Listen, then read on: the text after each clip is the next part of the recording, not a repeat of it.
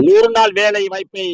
கிராமப்புறத்தில் உள்ள ஏழை எளிய மக்களுடைய வாழ்வாதாரத்தை வேரோடு மண்ணோடு வீழ்த்தி எடுத்துக் கொண்டிருக்கின்ற அந்த மோடி அரசை கண்டித்தும் இப்படிப்பட்ட ஒரு அவதூறு இந்த தமிழகத்திலே நடக்கின்றது என்று அதை எதிர்த்து கூட கேட்க முடியாத ஒரு எதிர்க்கட்சி தலைவராக அடிமையாக இருக்கக்கூடிய எடப்பாடி பழனிசாமியினுடைய அதிமுக அரசை கண்டித்தும் இன்றைக்கு பூதலூர் மத்திய ஒன்றியத்தின் சார்பாகவும் முற்போக்கு கூட்டணியின் சார்பாக மதசார்பற்ற முற்போக்கு கூட்டணியின் சார்பாகவும் இன்றைக்கு மாபெரும் கண்டன ஆர்ப்பாட்டம் மதிப்பிற்குரிய தஞ்சை மாவட்டத்தினுடைய மத்திய ஒன்றிய செயலாளர் சட்டமன்ற உறுப்பினர் அண்ணன் துரை சந்திரசேகரன் தலைமை நடந்து கொண்டிருக்கின்றது.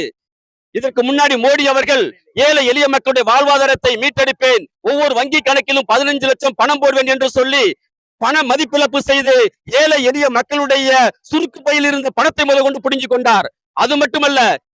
கேஸுக்கு மானியம் வழங்கப்படும், அந்த மானியம் ஒவ்வொருவருடைய பயனாளிகளுடைய வங்கி கணக்கில் ஏற்றப்படும் என்றார். இதுவரை அப்படி ஏற்றப்பட்டிருக்கின்றதா? இப்படி ஒரு பொய்யான வாக்குறுதிகளை கொடுத்து இந்த தமிழ்நாட்டினுடைய வாழ்வாதாரத்தையும் பொருளாதாரத்தையும் சீர்குலைத்து இந்த அடிமையாக இந்த தமிழகம் இருக்க வேண்டும் என்று நினைத்துக் கொண்டிருக்கக்கூடிய அந்த சனாதனத்தை வீழ்த்துவதற்கு மதசார்பற்ற முற்போக்கு கூட்டணி இன்றைக்கு களத்தில் இறங்கி போராடி கொண்டிருக்கின்றது. அப்படிப்பட்ட ஏழை எளிய மக்களுடைய கிராமத்தினுடைய வாழ்வாதாரமாக இருக்கக்கூடிய அந்த 100 நாள் வேலையையும் இன்றைக்கு மதிப்பிற்குரிய இந்திய சுதந்திரத்திற்காக பாடுபட்ட தலைவர் மகாத்மா காந்தியினுடைய பெயரை நீக்கிவிட்டு ஏதோ ஒரு ஹிந்தி பெயரை வைத்துக் கொண்டு தமிழகத்தினுடைய வாழ்வாதாரத்தை அளிக்க துடிக்கின்ற மோடி அரசை கண்டித்து இன்னும் சற்று நேரத்தில் பூதலூர் மத்திய ஒன்றியத்தின் சார்பாகவும் மதசார்பற்ற முற்போக்கு கூட்டணியின் சார்பாகவும் மாபெரும் கண்டன ஆர்ப்பாட்டம் நடத்தியிருக்கின்றது.